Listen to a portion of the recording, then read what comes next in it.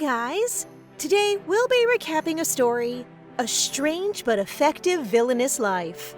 Please like the video and subscribe to the channel. It helps us a lot. Enjoy! It all starts in an academy on the western edge of the Talos Empire, where our female lead, Kiana, a professor with pink hair and worn eyes, has unexpected guests in her lab. Little does she know that these men are actually trying to have her arrested. Prompting to fend them off, she stops in disbelief as one of the knights reveals that Scari Prelai plotted a treason. Duke Scari is her grandfather, and despite the fact that her father disappeared for unknown reasons, her two older brothers are making a name for themselves. And her cousin Melissa, who grew up with them, is also so powerful that she is considered a saintess by everyone. In short, none of her family performs poorly. However, now that all Prelai members must return to the capital and be executed, Kiana quickly asks the dean for his assistance, but he simply ignores her. The dean has an open conversation with the knight, confirming that the academy would get all of Kiana's inventions given that he cooperated with them. This has our girl furious to the core. Kiana is a genius magic engineer, and if you don't know what magic engineering is, it's the study of using magic instruments with math and physics, so she has a lot of licenses and patents under her name. She abandoned her family 7 years ago, and the dean, who never stopped praising her, became like family to her. But now, she realizes she put her trust in the wrong person. Her eyes well up with tears as she swears to ruin him and his descendants, no matter the cost, even if it meant sacrificing herself to a demon. And just like that, Kiana Prelai, at the age of 23, is unexpectedly sentenced to death. As soon as our girl reaches the Empire, she is immediately imprisoned, and much to her surprise, Melissa is also detained in the very same cell. As her blonde, innocent cousin starts crying, she declares that her grandpa is innocent and that Prince Heaton had come to her to confess to framing their family. Pock, a yellow wagtail bird and Melissa's summoned creature, is the one who reminded her that she had once rejected the prince's marriage proposal and must be punishing her for it. Kiana remains puzzled as to how their grandfather fell victim to such a trick, prompting Melissa to reveal that their grandfather is now gravely ill. Melissa also informs her that the prince must have thought her rejection of his proposal meant that their family would support the crown prince, which is not true at all. I see. Because the Prelai are a prestigious family, the prince wishes to eliminate them because they are not beneficial to him, huh? Their conversation comes to an end when a knight announces that it's time for their execution, causing Melissa to lose her mind and go insane, claiming that she should not be included because she possesses divine power. Melissa then gets to her feet and starts muttering something about how she wishes she had left the Prelai family behind and how she should have gone into the monastery instead, while Kiana becomes concerned about her cousin going insane before dying. And logically speaking, Kiana states that unless she returns to the past, there is nothing she can do now, giving Melissa the desperate idea of reversing time. Isn't her cousin a bit selfish? From the way she speaks, it appears like she simply wants to save herself. Anyway, her plan is to travel back in time while retaining her memories and vow to enter the monastery away from the Prelai family when all of a sudden, a dazzling light starts glowing between them. Following that, Kiana wakes up in her laboratory, and when she sees a newspaper on the floor, she grabs it and reads an article about Melissa Prelai applying to be a divine maiden, dedicating her to volunteer work. What surprises her the most is the date, and she realizes that they indeed returned a year ago thanks to Melissa's heavenly power. Wow, wacky cousin really reversed the time, and we have two regressors. The first thing our girl does is write some sort of "how are you" letter, but it is cryptic, so she can only hope that her not-so-brilliant cousin understands. While waiting for an answer, Kiana chooses to use her time to formulate various plans for the future. Just a few days later, Pock, Melissa's adorable yellow bird, arrives with a letter, which Kiana instantly reads. But it says nothing about their regression.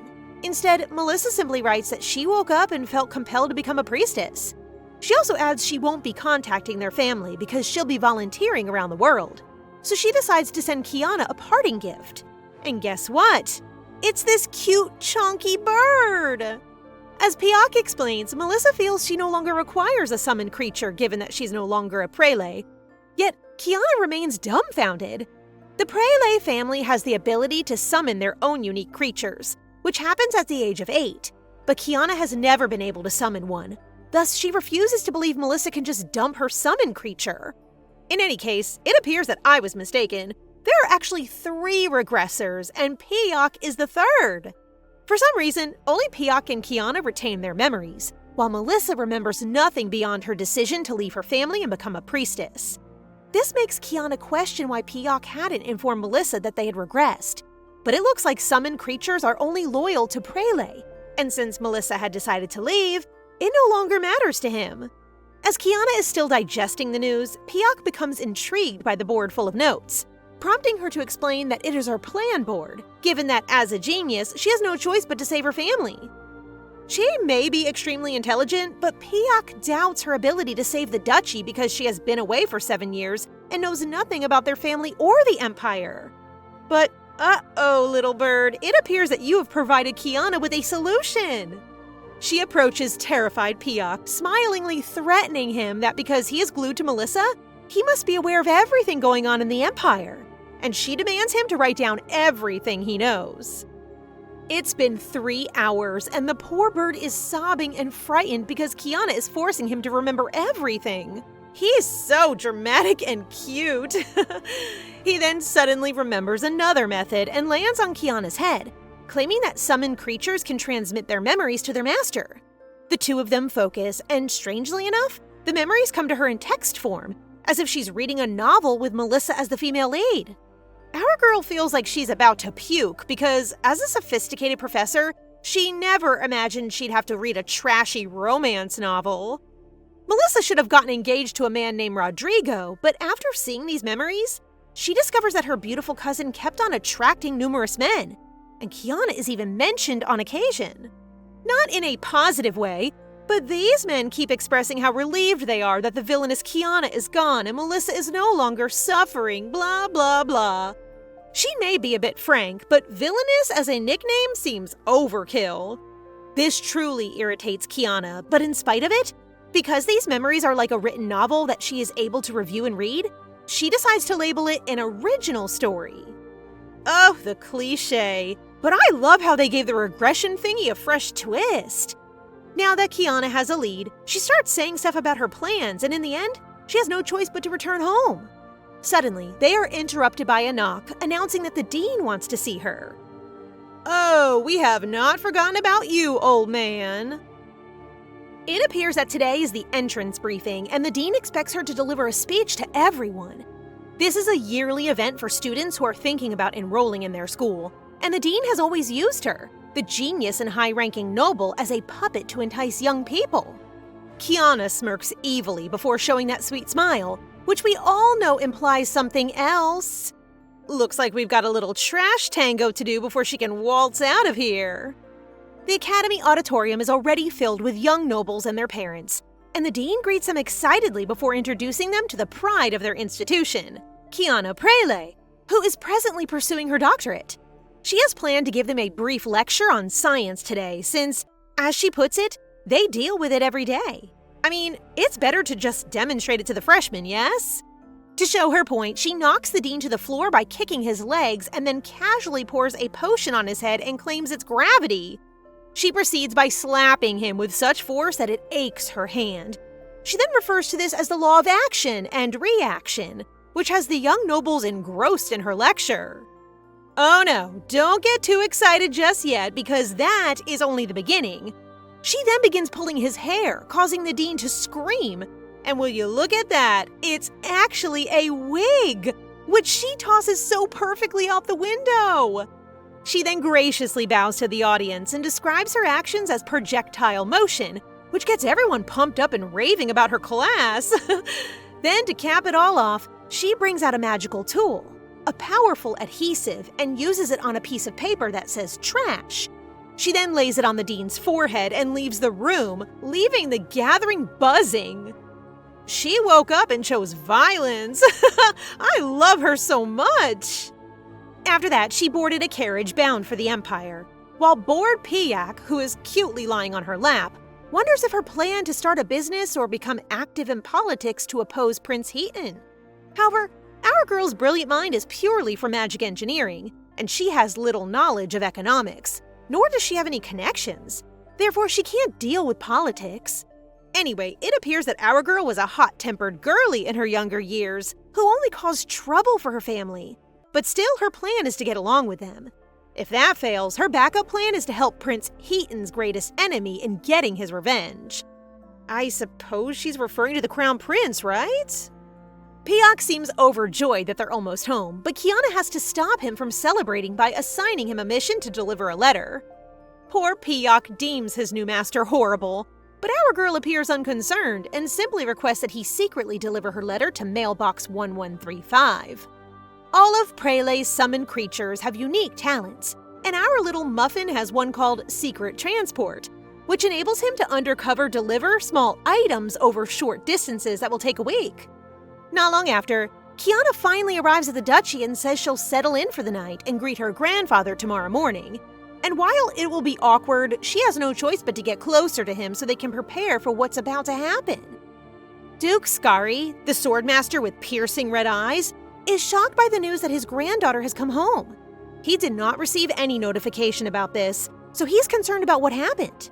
Kiana was 16 years old when she left home, and the Duke only remembers her isolating herself in her room and tormenting Melissa when she did come out. He was upset when Kiana did not return home for years and asked what was so bad about their home, prompting Joshua to list the reasons honestly. Number 1, their parents ran away. 2, Grandpa is too old to deal with moody teenagers like them. 3, Alex, their eldest brother, is obsessed with fighting. 4, the second brother, who, by the way is him, is rebellious but handsome. And 5th, Melissa appears innocent but can stab you in the back. Grandpa was too stunned to speak, realizing that, despite their wealth and status, their family was simply dysfunctional. Oh dear, I would definitely try to escape for my own sanity too. Anyway, I love how aware big bro Joshua is. Kiana wakes up looking adorable in her pajamas, but she appears to be having a horrible day first thing in the morning, as she notices a new assigned muscular personal maid staring at her. Definitely looks like a cinnamon roll but could kill you type of maid. Kiana sighs and instructs the maid to simply bring her coffee and boldly tells her that she knows she is a spy assigned by her grandfather, prompting the maid to apologize and nervously ask if Kiana will look for another maid. Her grandfather would definitely send another spy, so she believes Miss Toned Maid should just add this on her resume, and she finishes up patting her shoulder before stating that they'll be visiting Joshua today. As Kiana takes her coffee, she begins to organize her day. And her goal is to grow closer to her grandfather, which requires her to do something worthy first. Her grandpa's summoned creature is Ho, a black bird capable of absorbing and purifying poison. But she finds it strange that Ho never appears in Melissa's memory until they're arrested for treason. In that memory, Kiana finds Ho unable to stand, implying that the bird received a deadly poison and could not recover.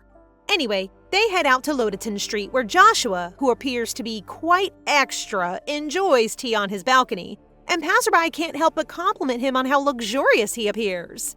He is such a diva. They believe his snake-summoned beast can scent money, or perhaps it's all corrupt money. A Prele carriage enters unannounced, and Joshua is surprised to see his sister, who greets him with a checkered pattern vase. Looking back, I see that all of our girls' clothes have checkered patterns, so she clearly loves them. Then, Kiana hurls a magazine at the man's head, telling him to quit making up stories about her brother's lavish lifestyle, which is based on nothing illegal and is only a matter of personal choice.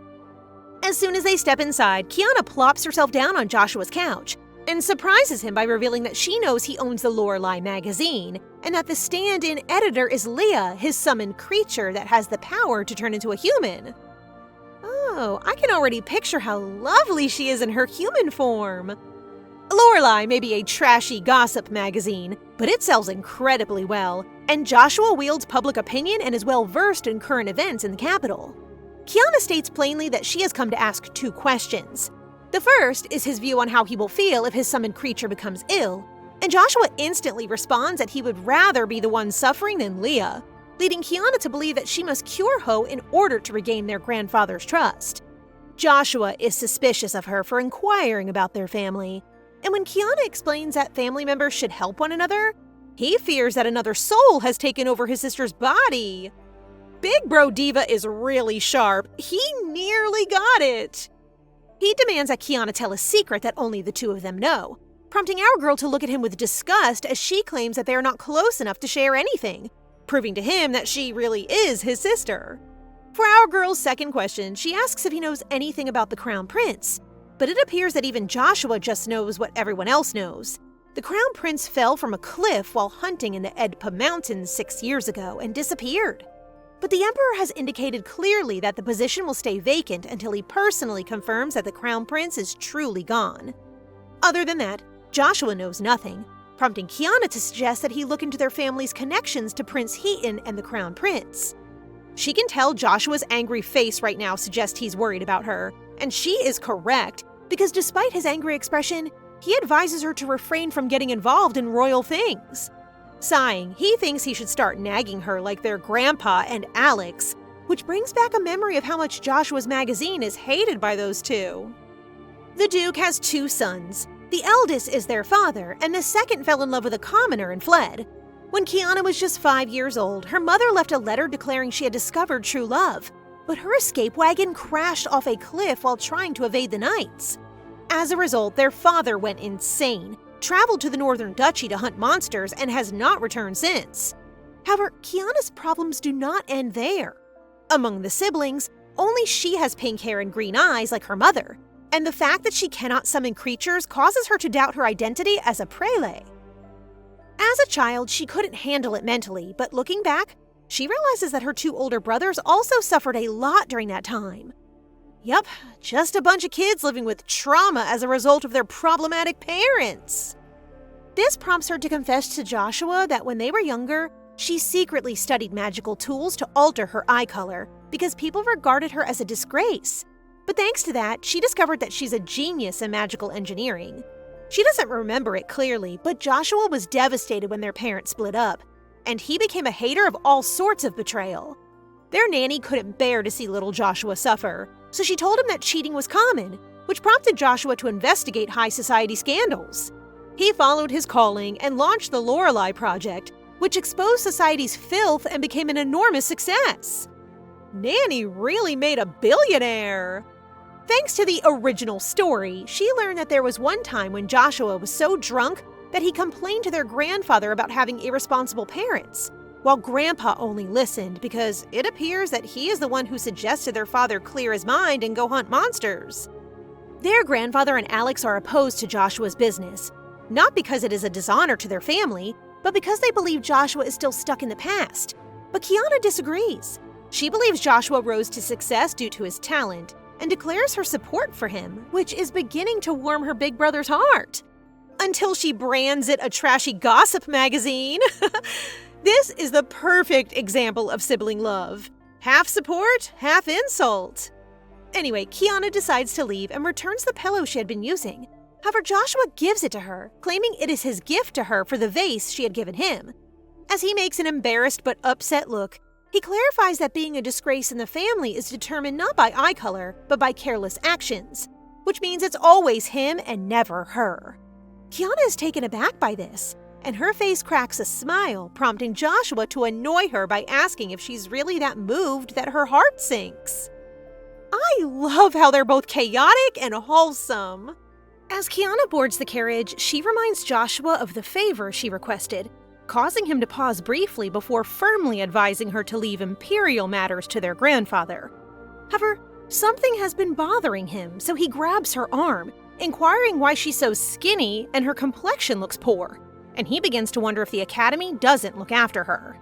His reaction puzzles Kiana, given that he hasn't even contacted her in 6 years, and she then immediately sets off, leaving Joshua concerned about what he just heard, especially since he has been writing to her every month to see how she's doing, driving him to decide to follow her since he feels something is wrong. Inside the carriage, Kiana tells her maid that she's going to the general store to get some supplies before returning home.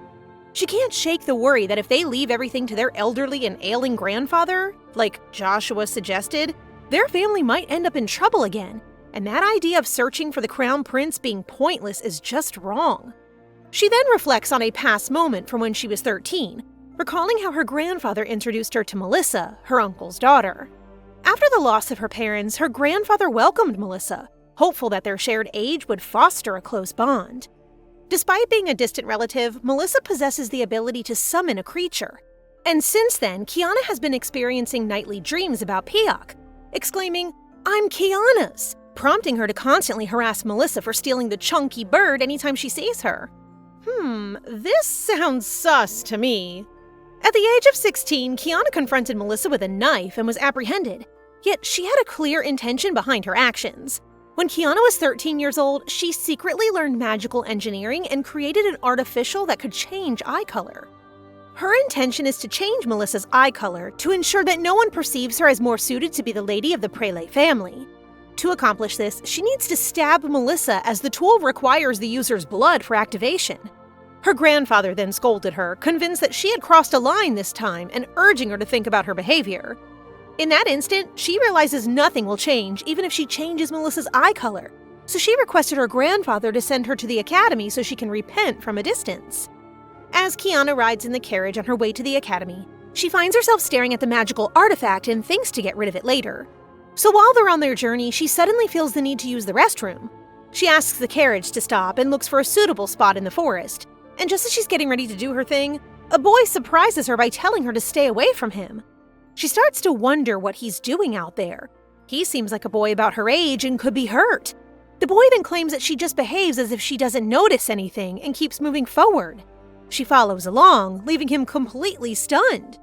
However, our girl turns around, and despite wearing his cloak, Kiana detects that his voice sounds delighted when she does. She begins fumbling through her pocket and shows him the magical tool she created that can change eye color. Since she no longer needs it, she chooses to give it to him so he may sell it on the black market or whatever. The poor lad cannot understand why Kiana is assisting him, but Kiana, being Kiana, has few sweet words in her vocabulary, so she just states that she's doing this for herself, to ease her mind, since leaving an injured person is disturbing to her. Plus, she's only trying to pass on a useless thing to alleviate her weight, which sounds cold-hearted, but the boy says it is actually a very useful tool for him, so he thanks her. This prompts Kiana to stare at him, but interestingly, despite being unable to see anything, she senses a trustworthy aura from the young boy, which captivates her interest in what happened to him. The boy opens up about being betrayed, but he's alive, so he can just get revenge.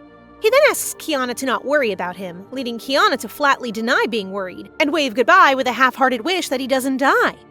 She really said this is not a romantic encounter. Before she goes, the boy gives his mailbox number, 1135, and promises to contact her in the future if he's still alive, which Kiana finds annoying, but she easily memorizes his mailbox number. That was the last time Kiana saw that young boy 6 years ago, and not long after, she heard of the Crown Prince's disappearance. And interestingly, the accident occurred at the same site where she saw the boy. Alright, now we can all agree that the mysterious boy was the Crown Prince. Now that she thinks about it, she met the Crown Prince when they were younger, and she remembers him having silver hair, blue eyes, and being a bright, chubby prince.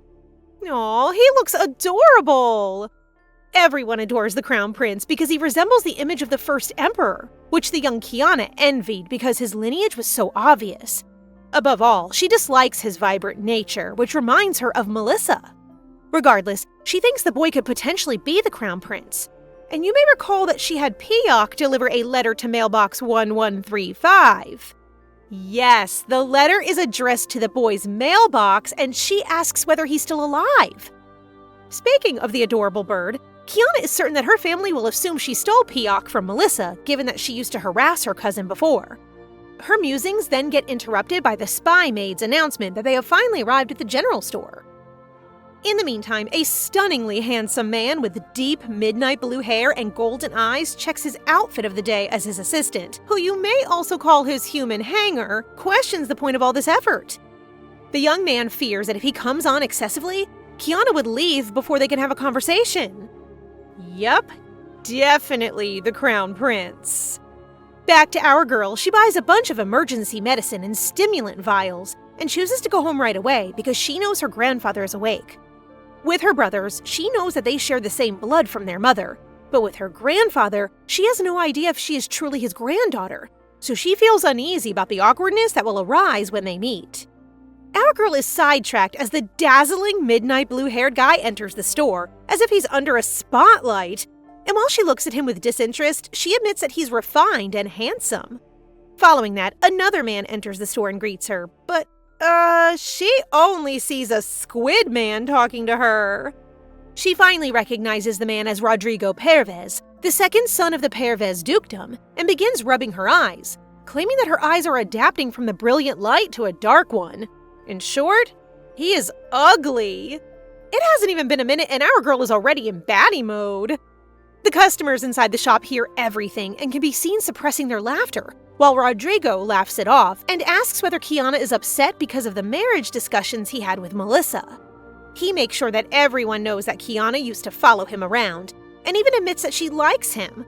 He further states that because she left for the academy, he has little choice but to agree to talk marriage with Melissa. Thus, he cheerfully believes that they should call it even and leave everything behind. Say what? Even? Is the calculation of derivatives of transcendental functions even something you're familiar with? Definitely not, which leads Kiana to think they can't possibly be even. In any case, she chooses to greet him properly, so she bows like the noble lady that she is and inquires about his well-being, even though she believes he ought to have been an excellent chef by this point. This confuses Rodrigo, prompting Kiana to explain that he should have become a chef because he was so excellent at seasoning things between Melissa and her when they were younger. I love how she wears this expressionless face while still being so savage. The people start laughing again, and Rodrigo's jaw drops in disbelief. But that's not even the end. Kiana goes on to tell that Melissa went away to become a priestess before their engagement, implying that her cousin would rather serve the poor than serve him, crushing Rodrigo's pride. She cooked, roasted, and sprinkled him with salt. I could watch our chef do this all day. However, this exposes Rodrigo's true colors, as he violently grabs Kiana's arm and evilly declares that she will never be able to leave him. Their faces are so close that she can't help but stare at his red eyes, which is the only reason she used to chase after him because, while they're not as bright red as the Prelets, she believes if they marry, she'll have children with red eyes. Since her hair could be colored or a wig worn, she became fixated on her eye color during that time. Anyway, Rodrigo's visit to the shop simply to see her indicates that he is interested in marrying only the Prelet lady. So she bluntly asks whether he can do it despite her horrible attitude and because she is brilliant, kind, gorgeous, and lovable. Can we just take a moment to appreciate how truly beautiful she is? I love her wavy locks and tired yet strong eyes. Rodrigo believes Duke Prelet would be happy to get rid of a nasty, problematic Prelet like her. But excuse you, our girl believes she will become the favored youngest granddaughter with 2 overprotective older brothers. Our girl just exposed the classic royalty Manhwa plot. Finally, I've been waiting for our guy to join in the fun, and this is his first interaction with Kiana. He grabs Rodrigo's arm away from her and tells him that he looks more evil than the lady he branded hideous. His gold eyes make Rodrigo shiver in fear and leave him speechless. So after dealing with the squid, he turns to Kiana and charmingly asks if they may talk together. He has this innocent look that makes Kiana want to say yes, but there's one thing she can't just give away: her time. So she says no right away, shocking the poor man so much that his soul leaves his body. Sorry, Crown Prince, or whoever you are. Try again next time. Not long after, Kiana returns home, and while the spy maid follows her, carrying an immense amount of the vials they purchased, she is concerned about her lady because she has not had breakfast or lunch. Kiana turns to her and claims she already ate, referring to the juice and a few cookies Joshua served earlier, which the maid believes aren't considered a proper meal. They continue walking through the vast estate, leaving our girl exhausted, while Miss Spy Maid smiles triumphantly and comments that her lady's stamina is merely below average. I already love their dynamic. After some walking around, they arrive at the greenhouse, which requires permission from the Duke to access. However, our girl continues and discovers Ho lying in the center, calmly asking her to leave. When Kiana was 6 years old, she used to think about how amazing Ho looked flying above their estate, and she badly wanted to have a summoned creature like him since she figured her summon would certainly be a bird. In any case, it's time to carry out her plan, so she uses her authority as a prelay to ensure that Ho does not rudely order her to leave, which baffles the bird. After promising to fix him, Kiana then gives the order to Spy to guard the greenhouse for the next 2 hours. Kiana inspects only means things are getting serious. Meanwhile, the head maid reports to the Duke that Kiana left early this morning, which makes Grandpa disappointed because all of his grandkids seem to want to leave their house. He recalls the day Joshua strongly swore never to return to their mansion. The head maid notices the Duke's worried expression, so she decides to share a story about her own experience dealing with her rebellious children, and how she learned that words are the only way to explain how she feels. She believes it is time for the Duke to be honest and tell Kiana how much he cares for her, which opens the Duke's eyes to the fact that he cannot simply expect his grandkids to change. He must also change. All of a sudden, the door flings open and the butler frantically announces that Joshua has shown up, prompting Grandpa to be determined to finally put the change to the test. As a Duke, this should be easy, right? So, as they settle into the sitting room, Grandpa immediately begins to express his thoughts, stating that unlike Kiana, who left to study, Joshua simply ran away. The head maid looks nervous from behind as the Duke calls Joshua a terrible grandson who never cared about his weak grandfather despite his best efforts to treat them well, such as ensuring that they continue to receive their allowance regularly. This is not the Duke, so Joshua is taken aback when he suddenly brags about being the best grandfather, forcing Grandpa to exclaim that he is merely expressing his feelings. The maid is stressing in the background. As soon as Joshua mentions that he came back because Kiana was acting strangely, the Duke reminds him that they should start worrying the moment Kiana acts normal. Suddenly, the butler bursts the door wide again, this time to announce that Lady Kiana has stepped foot in the greenhouse. The Duke is so shocked, causing Joshua to ask him to calm down. But how could he? Kiana is with his summoned creature. Joshua looks at him seriously and admits he is surprised that the Duke is still calm and not racing to the greenhouse, causing both of them to stare at each other in silence before the Duke runs to see Ho. This messed up family is unintentionally funny. As soon as they arrive at the greenhouse, Spy blocks them and apologizes, explaining that she is unable to let anyone in for 2 hours as ordered by her Lady Kiana. This enrages the Duke, but when the maid reveals that Lady Kiana is already aware that she's a spy, Grandpa and Joshua are shocked that she was not beaten or something. The maid states that the lady is surprisingly nice to her, and that she notices a tiny bit of kindness from the lady whenever she criticizes her. Anyway, Spy wants to advise the Duke that he should start trusting his granddaughter, since she believes Kiana can cure Ho, which makes Grandpa realize that he has never really trusted Kiana before. Joshua then stops his grandpa's emotional moment by honestly admitting that he cares for them, but has never truly trusted them, prompting Grandpa to argue that if he had trusted the family to him, what would have happened? Joshua immediately responds that it would be in ruins by now. Exactly what Grandpa thought, which is why, at his old age, he continues to overwork himself and cannot believe no one recognizes his love for them. The Duke finally sees this confession of feelings refreshing, while the head maid looks so done with him and collapses on the ground. Can someone kindly check on her high blood pressure? Suddenly, they hear Kiana's voice and Ho laughing, forcing them to rush inside, where they witness Kiana sipping her juice while Ho thanks her and begins flapping his wings. Grandpa then calls her name, and when she turns to face him, all of her feelings return, for even as a child, she felt insignificant in front of him. All of the scolding she received for harassing Melissa made her even more embarrassed to face him, and when she graduated but never heard from him, she didn't hate him because, after all, she feels she isn't his biological granddaughter.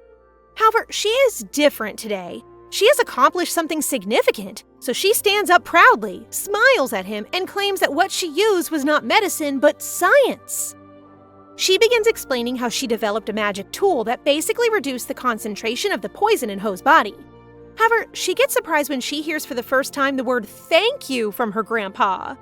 He is aware that he hasn't done anything for her, yet she saved Ho, leading Kiana to correct him that he does plenty for her, just like the monthly allowance she always received from him. Ho then hugs his master, leaving the Duke wondering how Kiana knew Ho was in the greenhouse, prompting her to claim that she saw him by chance yesterday. As a girl with no filter, she admits that she has no relationship with Ho, which has hurt the blackbird, but she felt to help because he is dear to her grandfather. This moves Grandpa, but because their family is new to this type of thing, they all go silent, so Joshua chooses to change the subject and ask why there is so much coffee on the ground. The Duke requests the daily report, which Spy openly presents to the Duke and Joshua to read. Big Bro quickly labels Kiana insane, questioning why she's just consuming coffee, stimulants, and candy instead of eating. Joshua wonders if she lived like this in the academy, and Kiana quickly denies it, which is a relief until she adds that she doesn't sleep or walk around as much as she does now because she won't be able to complete her thesis. Everyone's jaw drops, and when they question how she lives at the academy, she just responds that she works at the lab for at least 16 hours a day, and that sleeping or eating is a waste of time, so she chugs coffee, stimulants, and stomach medicine all day. Grandpa's stress level rises to the point that he collapses on his knees, causing everyone to panic. After some time absorbing everything, Joshua begins reminding her that this is why she is so slender and pale. But Kiana counters that, unlike him, the people at the academy are delighted when she works hard. This time, it is Grandpa who reacts by stating that it merely implies that those people don't care about her, which surprises her, yet she proceeds to explain that they have to report every 6 months and so on. But her point is that in order to be accepted into the academy, she must prove herself worthy. My poor girl simply wants to belong. Hearing this hurts her grandfather's heart, and he wonders what he overlooked that she ended up enduring such cruelty, because no one in the Prele would ever dare to treat her like that. Joshua, on the other hand, finds it ridiculous that she had to go through so much simply to stay at the academy, and begins grumbling about how she never allowed them to attend her graduation or visit her there. He pours his heart out, claiming that they are so worried about her that they send 10 letters per month. But our girl has no idea and even claims that she sent an invitation to her graduation but was entirely disregarded. Since there is an uncomfortable amount of quiet in the room, Ho breaks the air by explaining that someone has stolen the letters, and because their family is chaotic, they have concluded that Kiana didn't want them. Ho roasted them for that. The Duke then brings in a box full of letters from the academy, which Kiana quickly reads. Although they report that Kiana is doing well at the academy, they emphasize her refusal to write back. What's worse is that they warn her family that they should avoid attending the graduation ceremony since Kiana has decided not to go if her family is present. This leads her to remember all the instances when the academy members encourage her to remain with them, assuring her that she will be treated with the respect her rank deserves.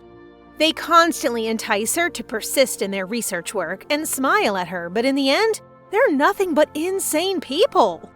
It feels good that this has been addressed quickly. Joshua reacts with intense anger, asserting that they've entirely destroyed a family, leading Ho to remark that it was already falling apart, leaving everyone in stunned silence. This bird is really brutal. Joshua then comes to understand that Ho's comment holds validity. They overlook it, and they have never attempted to discuss it as a family. He then asks his grandfather if he will just let the academy be, and it surprises them to know that the Duke is already planning on sending Alex. After that, Joshua comforts Kiana, holding her shoulder and telling her that crazy Alex will take care of everything, prompting Kiana to remind her grandfather to ask Alex to release the innocent students, to which her grandfather agrees. When will we meet Alex? 'Cause he sounds fun. Suddenly, Pock swoops in, calling for Kiana, and perches on her head, catching everyone off guard. Kiana, feeling uneasy, hurriedly clarifies that Melissa sent her the chick since she's no longer a prele, despite her reluctance to accept it. Pock is so hurt upon hearing Kiana's declaration that she didn't want him, so he cries and screams his hatred for her before zooming off into the sky, leaving everyone in shock. The Duke suggests that Kiana should find Pock to offer her comfort, as Pock may have taken offense to her thoughtless comments since summons are deeply influenced by their master's emotions. Noticing that Kiana was anxious about his reaction, Grandpa reassures her that she shouldn't be, as she is, after all, his granddaughter. He then approaches her and points out that the prele residence is not an academy. Thus, skipping meals and using potions to study as she did before is no longer allowed, leaving her feeling uncomfortable. Previously, she frequently experienced a strong feeling of jealousy as she observed others receiving summons-related guidance from their grandfather, and now that he is offering her advice, she decides to accept it. She tells him that she will go to comfort Pock right away, leaving them shocked in silence. She then glances back to express her gratitude for his guidance, feeling like she's really become Pock's true master. Meanwhile, at Prince Heaton's office, Rodrigo hurriedly enters, seeking the prince's assistance. He pleads for the prince to exert influence on Duke Prele's household, expressing his desire to marry Kiana, asserting that this union will elevate him above his brother. He highlights their close friendship and notes that his request is minor compared to all that he has done for him, mentioning that he will soon be the next emperor. However, the prince pauses for a moment and explains that he is not the crown prince, and that his younger brother could still be alive, which prompts Rodrigo to laugh, asserting that it's impossible since he personally pushed the crown prince himself. That squid is worse than I thought! The Emperor of the Tailless Empire has been unwell for 7 years, while the Empress has remained in seclusion following the crown prince's disappearance. Since then, Prince Heaton and his mother have maintained control over the empire. Celiette, the daughter of the late 5th Empress, lacks support and poses no challenge in the line of succession, causing Prince Heaton to believe he's the most probable next emperor. But he can't shake off the annoyance of not being the crown prince. Rodrigo then chuckles as he confidently claims that if there are any young men with blue eyes near the crown prince's age, he is sure that Prince Heaton has already taken care of them discreetly. He further remarks that one cannot alter the color of their eyes, so there's no need for concern, which brings a smile to Prince Heaton's face as he nods in agreement with Rodrigo. After that, Prince Heaton starts writing a letter to Duke Prele, but in reality, he is irritated whenever Rodrigo exploits that incident against him, which makes him believe that he might destroy both Rodrigo and the Prele Duke's family. Well, I couldn't care less. Back to Kiana, she unexpectedly discovers Pock sulking inside her room, forcing the poor chick to explain that he has nowhere to go, and Kiana lies next to him. After some silence, Kiana asks Pock if he misses Melissa, but he only repeats the question to her. This makes Kiana realize that Melissa in the memories she received is full of love and kindness, which annoys her since it proves that her cousin is simply nice in nature. Is she really? Kiana then turns to Pock and tells him that in this life, it appears that he will be busy with her. But Pock reveals that he feels more energetic than before. He cutely says that transporting items is much easier now, and that he feels that he can reduce the time even more the next time. Uh-oh, this gives Kiana a light bulb moment. If she keeps making him deliver things, she can totally cut down on time. Cue the evil grin as she plots to turn him into her personal delivery machine. Non-stop work, here we come. Oh no, my little bundle of joy! The next day, Kiana wakes up to the maid, who hysterically enters her room, informing her that the Duke of Pervez has sent a proposal for her. She then believes Rodrigo is moving faster than she expects, as Rodrigo used the same strategy to win over Melissa in the original story. And of course, she has already planned how to deal with the problem, which is to announce that she has a lover. But there are 2 major problems with her plan. First of all, she doesn't have that man, and if her grandfather disapproves, it's all for nothing. So she quickly prepares to see her grandfather. Alex receives the same news about the marriage proposal and becomes so furious that he throws on his most fancy attire and heads straight to the Prele mansion. Such a mood! If we're talking about marriage, Alex is already out since no woman can possibly survive being with him. Joshua vows never to be married, while Melissa pledges to enter the covenant, leaving only Kiana available for marriage.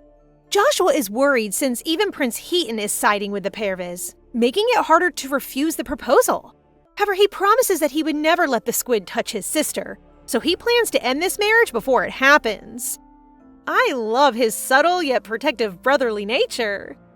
Meanwhile, Kiana enters her grandfather's office and firmly asserts that since she saved Ho, he should grant her a wish, not to marry Rodrigo. Given Grandpa's surprised expression, she swiftly explains that she has a plan that even the prince will be unable to ignore. But much to her astonishment, the Duke reassures her that she need not do anything special to win his favor. Simply being honest and telling him, "I do not want to marry the squid," or something along those lines, is enough. Rebuilding a broken family isn't easy, but it's heartwarming to see these efforts. The Duke then rips up the marriage proposal right in time as Joshua shows up, who then claims that his concern has already been addressed and that it is now time for him to head back home. There's that awkward silence again, so Big Bro decides to simply leave the room and wait for Kiana to follow, but absolutely nothing happens. So he raises his voice loud enough for them to hear, asking if anyone is going to see him off. He continues to yell that their grandfather has bad legs and that someone younger should do it, leaving our girl with no choice but to loudly open the door while Joshua smiles triumphantly that she will escort Big Bro. His tsundere little sister denies this, claiming that she only wants to go out for some exercise. Cuties. Joshua eventually boards the carriage as Kiana stays there with her arms crossed, refusing to speak or look at each other. They are stuck in the awkwardness of parting since they do not normally say things like goodbye, take care. Regardless, Kiana has a new perspective on her brother and is considering trying to trust him more. Knowing that he cared enough to write her letters makes her wonder whether their past lives could have been different if they had all stayed together. This time, she chooses to be more kind, asking Joshua with a hint of pleading in her tone whether he's going to investigate the Crown Prince as she requests. Joshua appears taken aback and pauses for a while before accepting it, prompting Kiana to add another request, that he investigate when Ho first disappeared. Next, because his specialization involves finding people, she asks him to find Marquis Cesare Levin, which causes Joshua to look horrified and wonder why she's looking for such a detestable man. Speaking of the Marquis, he plans to visit the capital today and smiles, saying that it is now the right time. Oh, Cesare is the lovely man with the golden eyes! Is he the male lead? Crown Prince? In any case, I need more of him. Although Kiana has never seen Cesare in person, she is familiar with his name thanks to the large sum of money that the Marquis donates to the Academy, particularly Kiana's Magic Development Fund. Marquis Levin is a rich, unmarried man, and even in Melissa's memories, he never had a connection with her, let alone courted her. This leads Kiana to believe that the Marquis has no interest in women. Therefore, she wants to find him in order to propose a contract for a fake relationship. Despite the fact that she has no idea what he looks like, he is still her best option. Sweetie, to be more exact, your man is young, and he is fine, and he is tall, and he is handsome. Anyway, she wonders if Cesare is a distant relative of the late Marquis, as he died in his 60s with no children. It appears that this is not the case, as Joshua informs her that 3 years before, when the Levin territory was invaded by barbarians, the young Cesare arrived out of nowhere, won the war, and saved the Marquis's life. So, being a childless Marquis, he adopted the commoner hero and declared him his successor. Joshua goes on to say that Cesare doesn't socialize, which implies he has no connections, prompting Kiana to wonder how her brother ended up labeling the Marquis a nuisance if he has no friends. Well, the fact that Cesare does not wear fancy clothes but appears cooler than him makes Joshua's blood boil, and he can't help but find it unsettling, causing our girl to gaze at her brother annoyed. Still, she feels some relief now that she knows Cesare is handsome because of that. Anyway, Joshua asks why she's looking for the Marquis, and Kiana notices that Big Bro seems concerned, so she decides to reassure him not to worry. But how to express that in Kiana's way? By telling him to mind his own business and leave. Let's cut her some slack. It seems her brain and tongue are having a little disagreement. As a means of diverting my brilliant darling's attention away from her current restrictions on coffee and unhealthy food, Spy hands her a letter from Joshua, which shockingly reveals that Cesare Levin is, in fact, at an illegal gambling den. Okay, Cesare isn't a gambling addict, and he's in the clubhouse to keep an eye on a former Imperial Knight named Orca Sadis. This nasty-looking man retired from his position 5 years ago. But what's fascinating is that he used to be the Crown Prince's swordsmanship teacher and was also on the hunting trip 6 years ago. Cesare believes Orca should have gone bankrupt by now as a result of his gambling problem, yet he is still here with funds available as if someone gave him a large sum of money. However, Cesare's plan for tonight seemed to be affected by an unexpected variable. Kiana, who arrives, sits next to Orca and goes all in on the blackjack game. She immediately attracts everyone's attention and wins the game with ease, leading Orca to be enraged, feeling she cheated. Orca violently grabs Kiana's wrist, which is all part of our girl's plan since she wants him to continue making a scene so that the guy she wants to meet will reveal himself. The plan is clearly working since the man she's waiting for comes to her rescue, grabbing Orca's hand and warning him not to use violence inside the building. He claims to be the owner of the clubhouse and... Huh? His hair and fashion resemble Joshua's even with the mask. There's no way my lovely diva is running an illegal casino. The owner calmly explains that our girl did not use any trickery and that it was simply beginner's luck, so he turns to congratulate her. This is our little bird's cue to take his mask, revealing the man behind it, who is impersonating Joshua Prele by wearing clothing similarly and wearing a wig. The guards then appear and quickly capture the owner, who's actually a wanted criminal named Alrin Caliph. The onlookers are taken aback, as they had assumed Joshua to be the owner.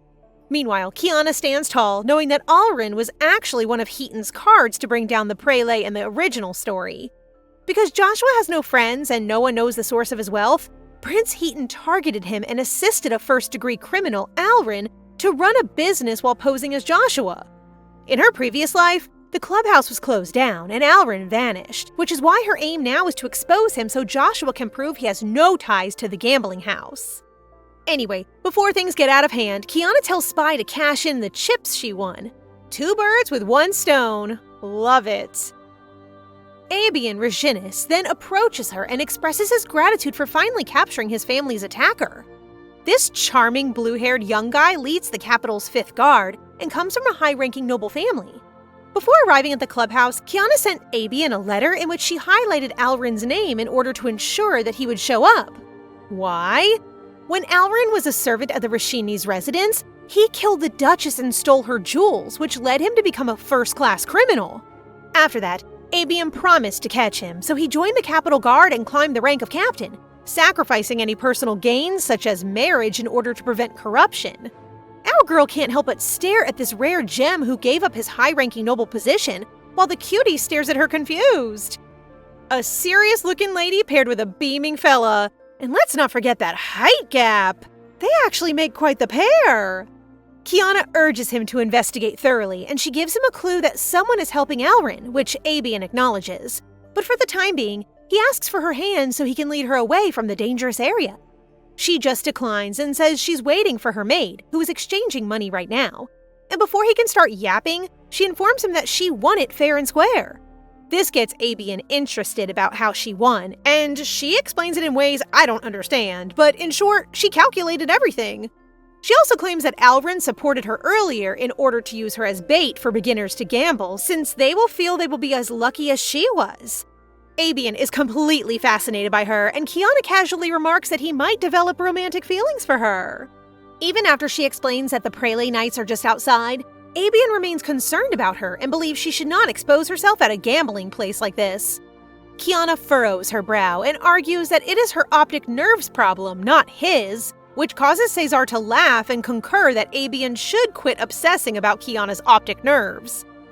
I absolutely enjoy when brainiacs throw around fancy terms like this.